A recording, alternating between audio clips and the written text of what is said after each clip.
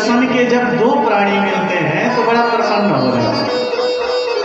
कोई सुरती खाने वाला हो और उसको सुरती खाने की तलब लगी हो और सुरती उसके पास ना हो और सोच ही रहा हो कि कहाँ मिले, तब तक सामने से उसका मित्र आ रहा हो जो सुरती खाता हो, प्रसन्न हो जाएगा, अरे भैया बड़े अच्छे समय पर आ गए हो, अब जल्दी से बनाओ और खाया जाएगा। और महाराज हमने तो देखा है इतना प्रेम से चूना मिला के उसको रगड़ेंगे, फिर ऐसे ताली बजा के झाड़ेंगे और फिर दाएं हाथ में लेके बायां हाथ लगा करके दाएं हाथ में ऐसे लेते जैसे सुरती नहीं भगवान सत्यनारायण का प्रसाद दे रहे हैं। इतना प्रेम होता है लोगों में। तो एक संसार का सहज व्यसनी व्यक्ति अपने व्यसन से युक्त दूसरे मित्र को देख करके प्रसन्न हो जाता है। तो सनकादिक ऋषियों को भी एक व्यसन है। क्या व्यसन है? सत्संग का, कि हमें सत्संग प्राप्त हो। परंतु सत्संग सुने किससे? सुनाने वाला भी श्रेष्ठ होना चाहिए। विचार कर ही रहे थे, उसी समय श्री नारद जी महाराज जब आते हुए दिखाई दिए तो प्रसन्न हो गए कि नारद जी भी भगवान के भक्त, कथा सुनाने वाले और सुनने वाले, और हम भी भगवान के भक्त, तो आज जरूर भगवान की हमें कथा सुनने को मिलेगी। परंतु जब आज नारद जी महाराज पास आए सनकादिक ऋषियों के, तो सनकादिकों ने क्या देखा कि नारद जी का मुख उदास है, नारद जी महाराज व्याकुल हैं, आंखों में अश्रु भरे हुए हैं, दीनहीन की भांति उनका मुख लटका हुआ है। जब सनकादिकों ने ऐसा देखा कि नारद जी महाराज भगवान के भक्त होते हुए इस प्रकार से मुंह लटकाए हुए खड़े हैं, तो चारों ऋषियों ने क्रमशः 4 प्रश्न पूछ दिए एक दूसरे से। कथम ब्राह्मण दीन मुखो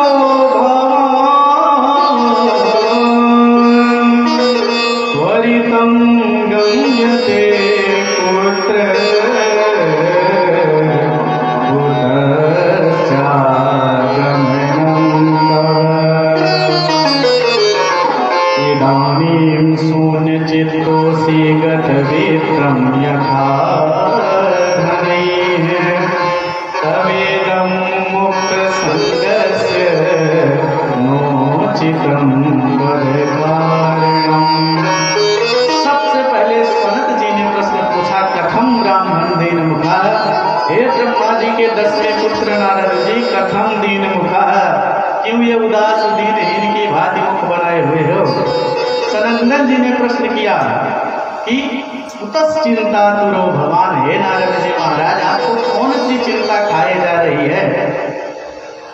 सनातन कुमार जी ने प्रश्न किया कि परितम गम्यते पुत्र, आपका क्या चला गया नारद जी, आप इस प्रकार से उदास क्यों हैं? सनंदन जी ने प्रश्न किया ऐसी कौन सी आपको चिंता बलवती हो गई कि आप इतना चिंतातुर हो गए? इदानीम शून्य चुप्तोसी गत वित्तम यथा धनी, अरे आपको देख करके ऐसा लगता है जैसे किसी कंजूस का कृपण का धन हरण कर लिया गया हो। इस प्रकार से आप मुंह लटकाए हुए हैं, ये उचित नहीं है नारद जी। नोचितम वद कारण, आप क्यों उदास हैं हमको बतावें। क्योंकि संसार में जो धन चुरा लिया जाता है उसको संत अपना धन मानते हैं। हम संसारी जो धन कमाते हैं उसको चोरी का डर रहता है। कुवित्र बेच बेच करके करोड़ों रुपया इकट्ठा किए तो पता चला सरकार का इनकम टैक्स का छापा पड़ा, रोड पर आ गया।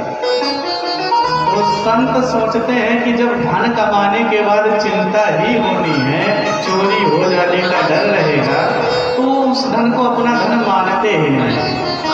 और संतों के पास जो धन है उस धन को कोई चुरा भी नहीं सकता है। और संतों के पास क्या धन है? हमारो धन राधा श्री राधा श्री राधा, हमारो धन राधा श्री राधा श्री राधा, हमारो धन राधा श्री राधा श्री राधा, हमारो धन राधा श्री राधा श्री राधा।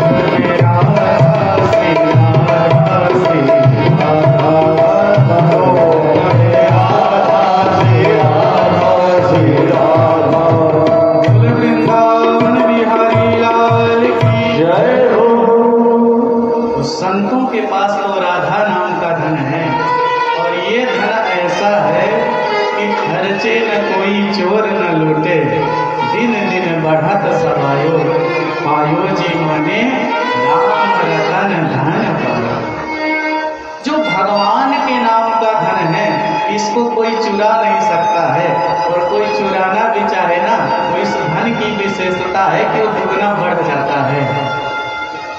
तो सनकादिक ऋषियों ने पूछा, नारद जी महाराज आप तो इतने विरक्त संत हैं कि आपने रहने के लिए एक झोपड़ी नहीं बनाई, और आप इस प्रकार से उदास बैठे हुए हैं जैसे कोई सांसारिक व्यक्ति भवसागर में पड़ा हुआ होता है।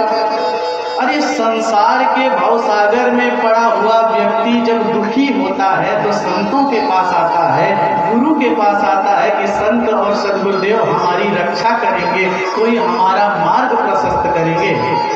और जब सांसारिक संत के पास आए और देखें कि संत के ऊपर ही 10 FIR दर्ज है, तो बताओ ऐसे सांसारिक व्यक्ति जाएं भी तो कहाँ जाएंगे। हे नारद जी महाराज, आप जैसे वीतराग संत इस प्रकार से दुखी हो ये बिल्कुल भी उचित नहीं है। और आप तो भगवान श्री हरि के भक्त हैं, हरि के दास हैं, और भगवान के दास इस प्रकार से उदास, इस प्रकार से हताश बिल्कुल भी उचित नहीं है, क्योंकि भगवान के दास कभी न होवे उदास, बाकी सब निराश। और आप भगवान के भक्त होते हुए इतना दुखी है, इतना कष्ट में है, इसका मतलब कहीं न कहीं आपकी शरणागति में कमी है।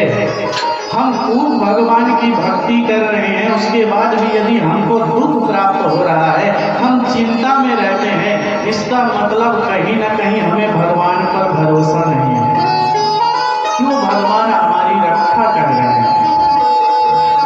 जो भगवान के भक्त होते हैं वो संसार से तो आशा ही नहीं करते हैं, क्योंकि आशा ही परमम दुखम नैराश्यम परमम सुखम। संसार में जितना भी दुख का कारण है वो है आशा। हम जितना संसार से आशा लगाते हैं उतना ही हमको दुख मिलता है। हम पुत्र से आशा लगाते हैं कि पुत्र हमारा आज्ञाकारी हो, और जब वो आज्ञा का पालन नहीं करता तो हमें दुख हो जाता है। हम चाहते हैं पत्नी हमारी सेवा करे, और जब पत्नी हमारी सेवा नहीं करती है तो हम उदास हो जाते हैं। हम चाहते हैं कि हमारे माता पिता सारी धन संपत्ति हमको ही दे दें, दूसरे भाई को ना दें, और जब माता पिता दूसरे भाई को देते हैं तो दुख होता है। तो संत संसारियों से आशा ही नहीं लगाते हैं, वो आशा लगाते हैं तो किससे? आशा एक राम जी से, दूजी आशा छोड़ दे, नाता एक राम जी से, दूजा नाता छोड़ दे। आशा एक राम जी से, दूजी आशा छोड़ दे, नाता एक राम जी से, दूजा नाता छोड़ दे। धन्यवाद निर्विवाद राम राम कहिए, धन्यवाद निर्विवाद राम राम कहिए, जाहि मेरा तेरा जाहि मेरा ओ जाहि तेरा मेरा जाहि मेरा। इसलिए ताली बजा के सीताराम सीताराम सीताराम कहिए, जाहि मेरा तेरा जाहि मेरा कहिए, सीताराम सीताराम सीताराम कहिए, जाहि मेरा तेरा जाहि मेरा कहिए। सनकादिक ऋषि मुनि कहते हैं कि हे नारद जी महाराज, आपको इस प्रकार से उदास नहीं रहना चाहिए। जब ऐसे समझाया सनकादिक ऋषियों ने, तब नारद जी महाराज को थोड़ा सा अपने ऊपर विश्वास हुआ कि अरे जब हमारे बड़े भैया लोग समझा रहे हैं कि इस प्रकार से उदास नहीं होना चाहिए, तो हमें भी इस प्रकार से उदास नहीं होना चाहिए। तो जब सनत कुमार जी ने पूछा पद कारणम, क्या कारण है नारद जी, आप बताइए। अरे जीवन में कोई विपत्ति है, कोई चिंता है, तो हम अपने से प्रबुद्ध व्यक्ति को जब बताएंगे तभी तो उसका समाधान होगा। और हम किसी से बताएं ना, केवल चिंता पर चिंता करते रहें, तब तो हमको एक न एक दिन चले ही जाने। चिंता को इंग्लिश में कहते हैं टेंशन। टेंशन। अच्छा, एक सन यानी सन मतलब सूर्य, एक सूर्य इस समय जब दोपहर होती है महाराज और तपता है तो नीचे बैठे हम लोगों को भी इतना गर्मी होने लगती है महाराज कमरे में बैठना मुश्किल हो जाता है। तो एक सन जब तपता है तो इतना तपा देता है कि कमरे में रहना मुश्किल है। तो आप ही सोचें जिसके सिर पर 10 सन हो उसका क्या हाल होगा महाराज। अरे भाई ये बल्ब है, हाइलोजन है, इसकी एक कैपेसिटी है कि ये 200 वाट में 100 वाट में जलेगा। उससे ज्यादा यदि इसको मिल गया पावर तो ये तुरंत फूक जाएगा, जो जल रहा है वो भी बंद हो जाएगा। उसी प्रकार ये मस्तिष्क की एक कैपेसिटी है कि आप इतने तक चिंता कर सकते हैं। उससे ज्यादा चिंता हुई तो बोले क्या हुआ, बोले सेठ जी चिंता में चले गए और इतना चले गए कि फिर चले ही गए, लौट करके वापस नहीं गए। तो इसलिए चिंता नहीं करनी चाहिए। तब नारद जी ने कहा कि हे सनकादिक ऋषियों, सबसे पहले तो हमारा आपको प्रणाम है। प्रसन्न हो गए सनकादिक ऋषि मुनि कि देखो हमारे छोटे भाई हैं, हमको प्रणाम कर रहे हैं। नारद जी महाराज कहते हैं कि हे सनकादिक ऋषियों, आपने हमसे पूछा कि हम उदास क्यों हैं। तो सुनिए, मैं संसार में घूम रहा था सत्संग की इच्छा से, परंतु मुझे कहीं सत्संग नहीं मिला। तो सनकादिकों ने कहा कि नारद जी आपको सत्संग चाहिए था तो किसी सद्धर्म स्थान पर जाते जहाँ भगवान का प्राकट्य हुआ है, हरिद्वार आदि में जाते। आप कहाँ चले गए जहाँ सत्संग नहीं मिला। नारद जी कहते हैं भैया मैं कोई दिल्ली बम्बई नहीं घूम रहा था सत्संग के लिए, मैं धर्म क्षेत्र में ही घूम रहा था। अच्छा, कहाँ कहाँ घूमे। बोले पुष्करम चा प्रयागम चा काशीं गोदावरीं तथा हरिक्षेत्रं कुरुक्षेत्रं श्रीरंगम सेतुबंधनम। नारद जी महाराज कहते हैं कि हे सनकादिक ऋषियों, मैं सत्संग के लिए सबसे पहले तीर्थों के गुरु के पास में गया। तीर्थों के गुरु कौन है? पुष्कर। नारद जी कहते हैं मैं पुष्कर में सत्संग के लिए गया, परंतु वहां मुझे सत्संग नहीं मिला। मैं वहां से हटा तो गया प्रयागराज में जहाँ गंगा यमुना का तट है, वहां भी मुझे सत्संग नहीं मिला। तब मैं विद्वानों की नगरी काशी में गया, वहां भी मुझे सत्संग नहीं मिला। तब मैं हरिद्वार गया, हरिक्षेत्रम नाम हरिद्वार गया, वहां भी मुझे सत्संग नहीं मिला। मैं श्री रामेश्वरम में गया, वहां भी मुझे सत्संग नहीं मिला। और तो और भैया एक बार नहीं गया, मैं कभी रामेश्वरम जाता, कभी हरिद्वार जाता, हरिद्वार में नहीं शांति मिलती फिर रामेश्वरम जाता। तो अनेकों जगह मैंने विचरण किया, परंतु मुझे कहीं सत्संग नहीं मिला। क्या देखा मैंने? बोले पाखंड निरता संतः विरक्ता सा परिग्रह। नारद जी महाराज कहते हैं कि हे सनकादिक ऋषियों, मैंने देखा कि जितने संत हैं सब पाखंडी हो गए हैं। पाखंड निरता संता विरक्ता सा परिग्रह। अच्छा, पाखंड किसे कहते हैं? बोले पापस्य खंडा पाखंडा, जो पाप का ही खंड है वो पाखंड है। ये हम अपने मन से नहीं कह रहे, ये भागवत में नारद जी कह रहे हैं कि कलयुग में सत्संग का केवल नाम मात्र रह गया है, हर संत पाखंडी हो गया है। नारद जी कहते हैं कि महाराज मैं एक विचरण करते हुए जा रहा था सत्संग की इच्छा से, तो एक जगह मैंने देखा बहुत बड़ा महल बना हुआ है। मैंने जब उस महल को देखा तो मैंने सोचा जरूर ये किसी बहुत बड़े सेठ का महल होगा। तो मैंने लोगों से पूछा भैया ये इतना बड़ा महल किसका बना हुआ है? तो नारद जी कहते हैं भैया जो जवाब मुझे मिला उसको सुन करके तो मुझे और चिंता होने लगी। सनकादिकों ने कहा क्या जवाब मिला नारद जी? बोले भैया जब मैंने पूछा कि ये महल किसका बना हुआ है तो मुझे लोगों ने बताया ये त्यागी जी का महल है। बोलो राधे राधे। तो जो संत महात्यागी बने घूम रहे हो, बड़े बड़े महल में रह रहे हैं, एसी में रह रहे हैं, बड़ी बड़ी गाड़ी में चल रहे हैं, और नाम है त्यागी जी महाराज, बड़े उच्च कोटि के त्यागी ने सब कुछ छोड़ दिया। तो जो भोगी है उसको त्यागी कहा जा रहा है। नारद जी आगे बढ़े तो नारद जी महाराज ने क्या देखा कि एक जगह बहुत हल्ला हो रहा था, बहुत ज्यादा हल्ला हो रहा था, शोर शराबा हो रहा था। तो नारद जी ने वहां पे कुछ लोग खड़े थे, पूछे कि भैया ये इतना ज्यादा झगड़ा किसके घर में हो रहा है, इतना हल्ला कहाँ हो रहा है? तो जवाब मिला, महाराज ये मौनी बाबा का आश्रम है। बोलो राधे राधे। तो जो मौनी बाबा हैं उनके घर में हल्ला हो रहा है। नारद जी वहां से भी भागे तो आगे जाकर के क्या देखते हैं कि एक घर के आंगन के सामने 10-15 बच्चे खेल रहे थे। तो नारद जी ने कहा देखो इतने छोटे छोटे बच्चे हैं, इनके माता पिता कहाँ गए, कहीं कोई घटना घट जाए तो। नारद जी ने पास में खड़े लोगों से पूछा भैया ये किनके बच्चे हैं? तो जवाब मिला, हे नारद जी ये ब्रह्मचारी जी के बच्चे हैं।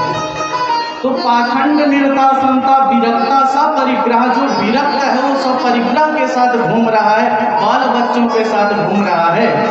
नारद जी ये देख करके चिंता में पड़ गए, अब कहाँ जाऊं? तो नारद जी ने कहा तब मैंने विचार किया कि हे सरकारिक ऋषियों कि अब मैं इधर उधर कहीं नहीं जाऊंगा, मैं यमुना के पावन तट पर जाऊंगा जहां भगवान ने सुंदर दिव्य दिव्य लीलाएं की हैं, गौओं को चराए हैं, और उसी सुंदर दिव्य यमुना के पुलिन पर बैठ करके मैं भगवान का भजन करूंगा। परंतु जब मैं यमुना के पुलिन पर आया भैया तो मैंने क्या देखा कि एक युवा स्त्री है, उसकी गोद में 2 वृद्ध पुरुष सिर रख करके लेटे हुए हैं, अचेतन अवस्था में है, और उसके पीछे बहुत सारी स्त्रियां उसको हवा कर रही हैं। तो मैं देख करके आश्चर्य करने लगा कि इतनी सारी स्त्रियां इस युवा स्त्री को हवा क्यों कर रही हैं, पंखा क्यों जला रही हैं, और इसकी गोद में ये 2 वृद्ध पुरुष कौन लेटे हुए हैं सिर रख करके। तो चल करके पूछे ये कौन है, यहाँ पर क्यों रो रही है, और ये कौन वृद्ध 2 पुरुष हैं जो गोद पर सिर रख करके लेटे हुए हैं। तो नारद जी पास में गए, परंतु नारद जी ने सोचा कि यहाँ पर केवल महिलाओं का समूह है, पुरुष तो कोई है नहीं। 2 पुरुष हैं भी, वो वृद्ध हैं, अचेतना अवस्था में हैं, बेहोश पड़े हैं गोद में। तो जहाँ पुरुषों का समाज ना हो वहाँ किसी भी विवेकी पुरुष को जल्दी नहीं जाना चाहिए, क्योंकि हमारी माताओं का स्वभाव बड़ा ही सौम्य होता है। कब क्रोधित हो जाएं और कब प्रेम से बोलने लगे इसका कोई गारंटी नहीं है। बात बात पे रूठ जाए, बात बात पे खुश हो जाए, छणे रुष्टा छणे पुष्टा, रुष्टा पुष्टा छणे छणे। हाँ, एक बार एक माता जी अपने बच्चे को लेकर के कथा में गई तो सबसे आगे बैठ करके भगवान की कथा सुनती थी। तो संत जब देखते कि ये माता रोज अपने बच्चे को लेकर के कथा सुनने आती है तो कहते कि माता जी आप बहुत अच्छी हैं, आप भगवान की कथा अपने बच्चे के साथ में सुनती हैं। तो माता जी भी जाके गांव में कहती कि देखो जो बाबा आए हैं ना वो हमको बहुत मानते हैं, रोज हमारी बड़ाई करते हैं। अब एक दिन वो कथा में आई बच्चे को लेकर के और बच्चा रोने लगा। अब जब बच्चा